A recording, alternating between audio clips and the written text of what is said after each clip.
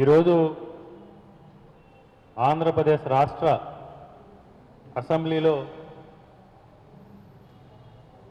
ఒక నాటకీయ పరిణామం మనం చూసాం. ఈ రాష్ట్రంలో అధికారంలో ఉన్న కూటమి ప్రభుత్వం అధికారంలో వాళ్ళు లేనట్టు భావించి ఈరోజు అమరావతికి సంబంధించి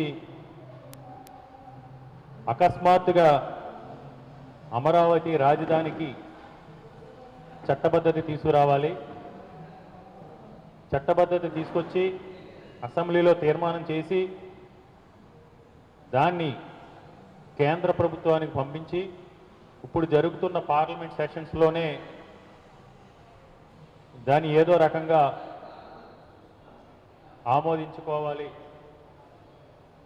అనే ఆలోచనతో స్పీకర్ గారి చేత ఒక ప్రకటన విడుదల చేయించి ఈరోజు అసెంబ్లీ తీర్మానం కోసం అసెంబ్లీని ప్రవేశపెట్టడం జరిగింది. ముఖ్యంగా ఈరోజు ముఖ్యమంత్రి చంద్రబాబు నాయుడు గారిని, లోకేష్ని, ఈ కూటమి నాయకుల్ని మేము ఒకటే ప్రశ్నిస్తూ ఉన్నాం. ఈ రాష్ట్రంలో అధికారంలో ఉన్నది మీరా, వైఎస్ఆర్ కాంగ్రెస్ పార్టీనా? మీరే అధికారంలో ఉన్నప్పుడు మీకు ఎందుకు అమరావతిని రాజధానిగా నిర్మించగలుగుతాం, అమరావతిని రాజధానిగా చేయగలుగుతాం అనే నమ్మకం మీకు ఎందుకు లేదు? అంటే 2028 లోపు మేము రాజధానిని పూర్తి చేస్తాం, ఒక ప్రపంచ ప్రఖ్యాత రాజధానిగా అమరావతిని తీర్చిదిద్దుతాం, క్వాంటమ్ వ్యాలీగా అమరావతిని తీర్చిదిద్దుతాం, ఈ దేశానికే గ్రోత్ ఇంజిన్గా అమరావతిని తీర్చిదిద్దుతామని ప్రగల్భాలు పలికిన మీకు ఎన్నికల్లో గెలిచిన తర్వాత గత 2 సంవత్సరాలుగా మీరు చేసిన పాపాలు, మీరు చేసిన అరాచకాలు, మీరు చేస్తున్న అన్యాయాలు, మీరు చేస్తున్న అక్రమాలు, అమరావతి పేరుతో మీరు చేస్తున్న స్కాములు, అమరావతి నిర్మాణం పేరుతో సామాన్య మేస్త్రి కూడా, భవన నిర్మాణంలో ఉన్న కూలీలు కానీ, అవగాహన ఉన్న కూలీలు కానీ, మేస్త్రులు కూడా నవ్విపోయే విధంగా, పెద్దలు చెప్తారు నోటితో కాదు, నవ్విపోయే విధంగా ఎస్ఎఫ్టీకి 11,000 రూపాయలు నిర్మాణ ఖర్చు, దానికి అదనంగా 4% ఎక్సెస్తో టెండర్లు కేటాయించి భారీ అవినీతికి, భారీ కుంభకోణాలకి పాల్పడినందుకు మీకు మళ్ళీ 2028 వరకు మీరు అధికారంలో ఉండరని మీకు భయమా? 2029లో ప్రజలు మిమ్మల్ని, మీ కూటమి పార్టీలను ఆంధ్రప్రదేశ్ రాష్ట్రంలో భూస్థాపితం చేస్తారని భయమా? ఈరోజు మీడియా మిత్రుల ద్వారా ఒకటే మనందరం ప్రజలందరినీ కూడా ఒకటే విజ్ఞప్తి చేస్తున్నాం. వైఎస్ఆర్ కాంగ్రెస్ పార్టీ కానీ, జగన్మోహన్ రెడ్డి గారు కానీ గతంలో కూడా చెప్పడం జరిగింది. విభజన ఆంధ్రప్రదేశ్ రాష్ట్రంలో ఈ రాష్ట్రానికి ఉన్న ఆర్థిక పరిస్థితుల దృష్ట్యా ఆంధ్రప్రదేశ్ని మనం త్వరితగతిన అభివృద్ధి చేసుకోవాలి, మనకు జరిగిన నష్టాల్ని పూడ్చుకుని ఇక్కడ ఉన్న వనరులన్నింటినీ కూడా సద్వినియోగం చేసుకుని ఈ రాష్ట్ర సర్వతోముఖాభివృద్ధి సాధ్యం కావాలంటే విభజన చట్టంలో అమరావతిని రాజధానిగా ఆ రోజు కమిటీ ఆమోదించిన ఒక పరిపాలన వికేంద్రీకరణ ద్వారా మాత్రమే ఈ రాష్ట్ర అభివృద్ధి సాధ్యం. ముఖ్యంగా గ్లోబల్గా అన్ని ప్రాంతాలకి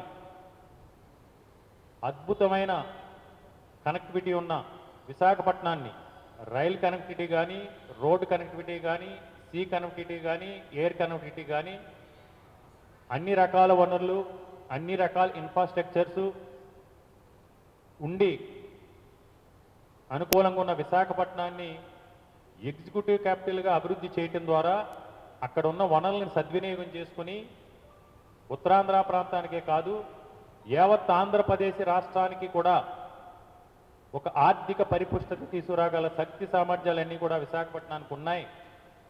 కాబట్టి విశాఖపట్నాన్ని పరిపాలనా రాజధానిగా ఏదైతే విభజన చట్టంలో ఆమోదించారో అమరావతిని శాసన రాజధానిగా వెనకబడినటువంటి రాయలసీమ ఏదైతే ఉందో మళ్ళీ ప్రత్యేక రాయలసీమ లాంటి వాదనలు రాకుండా ప్రత్యేక రాయలసీమ లాంటి ఉద్యమాలు రాకుండా కర్నూలుని న్యాయ రాజధానిగా చేయాలని ఆ రోజు జగన్మోహన్ రెడ్డి గారు ప్రతిపాదించడం జరిగింది. కానీ ఆ దిశగా జగన్మోహన్ రెడ్డి గారి చిత్తశుద్ధితో అడుగులు వేయటం జరిగింది. ఎక్కడా కూడా అమరావతికి సంబంధించి నిర్లక్ష్యం చేయలేదు.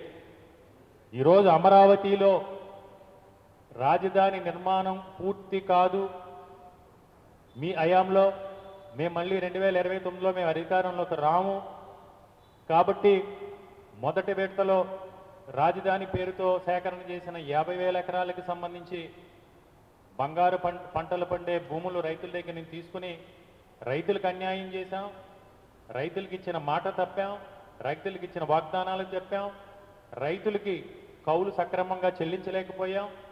కనీసం 2014 నుంచి 2019 వరకు అధికారంలో ఉన్న 5 సంవత్సరాల కాలంలో చంద్రబాబు నాయుడు గారు అక్రమ నిర్మాణం ఉంటున్న ఉండవల్లిలో ఉన్న కరకట్ట నుంచి తప్ప సరైన రోడ్డును కూడా అమరావతికి సరైన దారిని కూడా చూపించలేకపోయాం అనే భయమా, లేకపోతే గతంలో 1,00,000 కోట్ల నిర్మాణం 1,00,000 కోట్లు ఖర్చు అవుతుంది అమరావతికి, ఇప్పుడు మళ్ళీ కొత్తగా సేకరిస్తున్న 25,000 ఎకరాలకి 35,000 ఎకరాలకి కలిసి మొత్తం మీద పెరిగిన మీరు చూపిస్తున్న ఎస్ఎఫ్టీ 11,000 చొప్పున 4% ఎక్సెస్ చొప్పున మీరు డిజైన్ల పేరుతో ఖర్చు పెడుతున్న వందలాది కోట్ల రూపాయలు చూసినా చెట్లు లేతే కంపలు తొలగించడానికి అక్కడ ఉన్న చెరువులను పూడ్చడానికి చెరువుల్లో ఉన్న నీళ్లు తోడటానికి మీరు వందలాది కోట్ల రూపాయలు ఖర్చులు చూపించి మీరు దోచుకున్న స్కాములన్నీ బయటపడతాయని భయమా?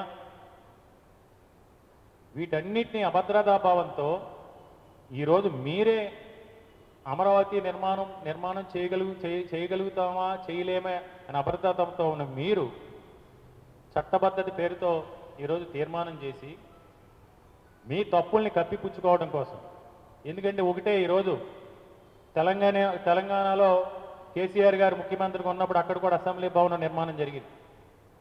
మీ ఆధ్వర్యంలో 2014 నుంచి అధికారంలోకి వచ్చిన చంద్రబాబు నాయుడు గారు ప్రపంచ రాజధానిగా అమరావతి నిర్మిస్తానన్న చంద్రబాబు నాయుడు గారి ఆధ్వర్యంలో తాత్కాలిక అసెంబ్లీ తాత్కాలిక హైకోర్టు పేరుతో ఏ విధంగా వందలాది కోట్ల రూపాయల ప్రజాధనాన్ని మీరు దుర్వినియోగం చేశారు. మళ్ళీ 2024 ఎన్నికలకు వచ్చేటప్పటికీ అబద్ధాలతో అసత్యాలతో అధికారంలోకి వచ్చే ముందు అమరావతి అనేది పూర్తిగా సెల్ఫ్ సస్టైన్ రాజధాని, అక్కడే సంపద సృష్టిస్తాం, బాండ్స్ ఇష్యూ చేస్తాం, ఒక క్వాంటమ్ వ్యాలీగా, ఒక నాలెడ్జ్ హబ్గా, ఒక ఎడ్యుకేషనల్ రాజధానిగా అమరావతిని అభివృద్ధి చేస్తాం, అక్కడ రూపాయి కూడా పెట్టుబడి పెట్టాల్సిన అవసరం లేదనే విధంగా ప్రజల్ని మభ్యపెట్టి మోసగించి వంచి అధికారంలోకి వచ్చిన తర్వాత ఎంత అన్యాయంగా ఈరోజు ప్రజాధనాన్ని అమరావతి పేరుతో దోచుకుంటున్నారో మనం చూడొచ్చు. ఈరోజు లోన్లు ఈ మధ్యకాలంలో అమరావతి పేరుతో 9,000 కోట్ల లోన్ల రూపంలో తీసుకొచ్చిన ధనాన్ని మొబిలైజేషన్ అడ్వాన్స్ కింద కాంట్రాక్టర్లకు ఇవ్వడం జరిగింది. అందులో 5,000 కోట్ల రూపాయలు 9,000 కోట్ల రూపాయలు మొబిలైజేషన్ అడ్వాన్స్ కింద కాంట్రాక్టర్స్కి ఇస్తే కాంట్రాక్టర్స్కి చేరింది మాత్రం అమరావతి నిర్మాణం కోసం మెటీరియల్ ప్రొక్యూర్మెంట్కో లేకపోతే గతంలో ఉన్న బిల్లులకో వారు వెచ్చించింది కేవలం 4,000 కోట్ల రూపాయలు మాత్రమే. ఈ 5,000 కోట్ల రూపాయలు మొబిలైజేషన్ అడ్వాన్స్లు ఉన్న ఈ నగదు చంద్రబాబు నాయుడు గారు లోన్ల రూపంలో సృష్టించిన సంపద ఎవరి జేబుల్లోకి వెళ్ళింది అనేది ఈరోజు ప్రజలందరికీ కూడా తెలియాల్సిన అవసరం ఉంది.